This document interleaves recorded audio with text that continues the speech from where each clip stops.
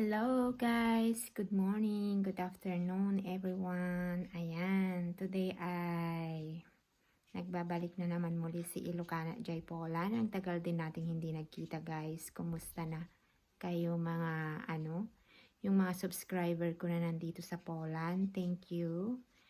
Kumusta na? Wala na kayong update sa akin. Nagtigil na akong nag-vlog guys about Poland kasi wala na ako sa work ko dati, tapos lumipat na ako kila jowa. So, naging busy na rin ako sa work, kaya hindi na ako nakakapag-vlog about sa Poland. So, ayun na nga guys, anong balita sa atin dito sa Poland? Ang higpit na ng patakaran ngayon dito sa Poland. Hindi na basta-bastang dito guys, magpunta dito yung mga nasa party ng Europe. Hindi na siya katulad dati, sobrang higpit na guys. Masasabi ko lang kasi yung aking TRC, nag-renew ako, hindi ko pa rin siya nakukuha. Isang taon na siya mahigit. So, hindi kagaya nung unang kuha ko ng TRC, yung first na TRC ko talaga. At as in talagang 5 months lang nakuha ko na yung TRC ko. Pero ngayon talaga ang tagal na namin nag-aantay. Kasi sobrang higpit na ng ang sabi ng nakausap ko, mas priority daw nila ngayon kumuha, priority daw nila yung mga Ukrainian sa mga TRC. Yun ang sabi ng assistant namin. So tignan na lang natin guys sa mga nandito na mga Pilipino sa Poland. So ingat-ingat na lang guys, kasi yung iwasan na lang natin yung hindi magkaroon ng issue, kasi karamihan mga nahuhuli sa border, yung mga pasaway, lumuluwa, pa kasi pumupunta pa sa ibang part ng Europe, tapos yun nagkakaroon ng problema. Minsan kasi pinapahamak din natin yung ating sarili. So kung alam na natin mahigpit dito guys, mag-ingat na lang tayo. Siguro kasi hindi na natin siya ihambing nung una pa, kasi talagang hindi pa mahigpit dati. Ako nga nakapunta pa ng Spain dati Tapos 7 months ako ng Spain, tapos bumalik ako dito sa Poland bago mag-expire yung working visa ko. So kung yung nangyari noon, tapos ginawa ko ngayon, siguro hindi na pwede yun. Baka malamang na mahuli din ako sa border. So kaya yun guys, gusto ko lang magbigay sa inyo ng advice. Sana mag-ingat na tayo. Dito na lang tayo sa Poland, maging kontento na tayo. Kung meron naman tayong working permit dito o legal naman tayo dito, dito na lang tayo para hindi na tayo mapapahamak pa. Antayin na lang natin na maging baka darating din ng panahon na hindi rin sila maghihigpit. So yun lang guys. Ngayon nandito kami sa bakasyon ni jowa, ni fiance. Kaso lang hindi maganda yung bakasyon namin guys, kasi sobrang ulan ng ulan. Ayan, dito kami nagpunta sa Bikno part ng Poland din yun.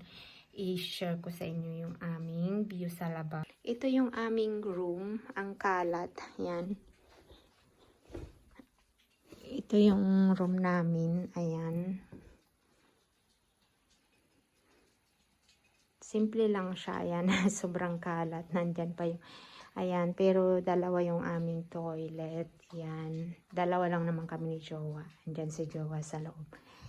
Ito yung aming toilet. Ito yung yan.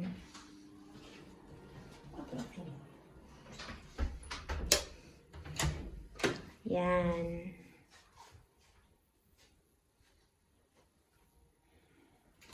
Yan guys, ipapakita ko sa inyo sa labas yung view. Nandoon si jowa. Ito yung view sa labas. Hindi kami makaalis ngayon kasi sobrang ulan guys. Grabe. Hindi maganda yung aming ngayon. Bakasyon. Last year sobrang init yung aming Ito yung lake. Ayan. Maganda siya. Payapa. Napakatahimik.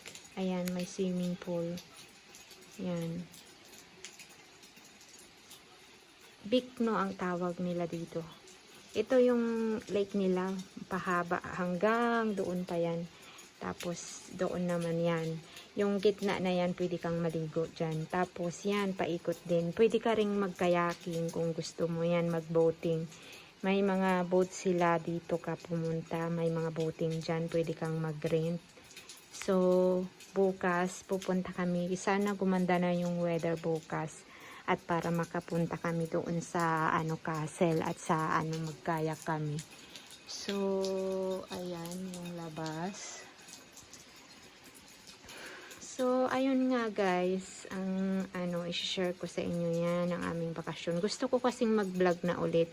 Pero, guys, nagpo-focus kasi ngayon ako sa mga shorts videos ko. So, kaya nagtigil ako sa vlogging. So, ngayon siguro magkakaroon na ako ng time para mag-vlog.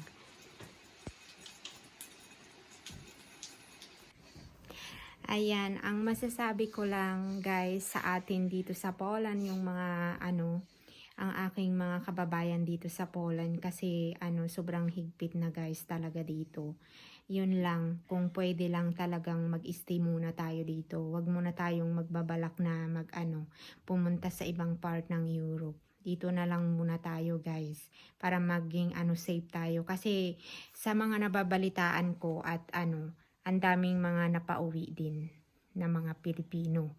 Ayan, mga nahuhuli sila. Kasi, minsan naman kasi ang dahilan ng mga pagkahuli nila yung talaga tumatawid sila sa ibang part ng Europe. Yung nila talaga na doon sila. Nakikitaan kasi yan nila kung bakit ka tumawid doon, tapos tinatanong ka rin nila, ikaw din naman ang ipapahamak mo din naman ang sarili mo, 'di ba? So sayang lang yung yung mga nagastos natin pumunta dito, lalo na pagkabago ka pa lang tapos ay napauwi ka na. Ang yun, 'di ba? Ang laki ng mga nagagastos natin pamunta dito, tapos mapapahamak ka lang, ipapahamak mo yung sarili mo. So maging kontento na lang muna tayo dito guys. Kasi total maganda rin naman ang Poland. Yun nga lang, kung ang hinahanap nyo talaga ay malaking sahod, talaga alam ko naman, naiintindihan ko naman yung mga ibang Pilipino. Pero kung mapapahamak ka naman, bakit ka naman tatawid pa, diba? So tiisin na lang muna natin yung natin dito, trabaho natin. Kasi ang Poland naman maganda. Isa ito sa mga pinaka-safe na lugar dito sa Europe. Isa ito. Hindi na kasi sila ngayon basta-bastang tumakatanggap ng mga foreigner.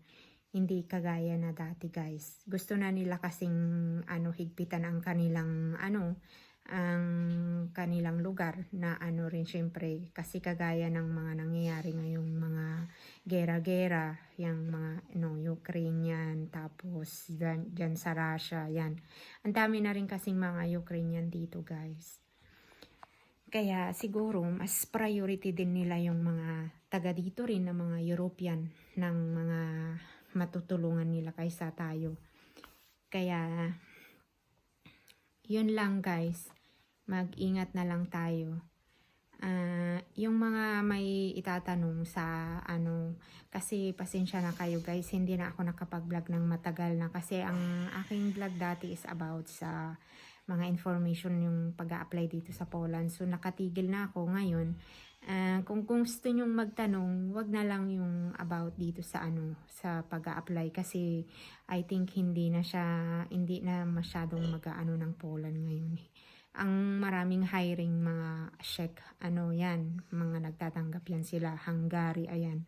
Alam ko yan, ano pa ba yan? Tunisia, parang yun ng mga lugar na Croatia yan, tinatanggap dito sa Europe. So, yun, kung gusto nyong magtanong guys, lang kayo sa mga subscriber ko dati. Kung anong gusto nyong itanong, mag-comment lang kayo at sasagutin natin yan guys. So, ayun, salamat sa inyong panonood ng aking vlog. At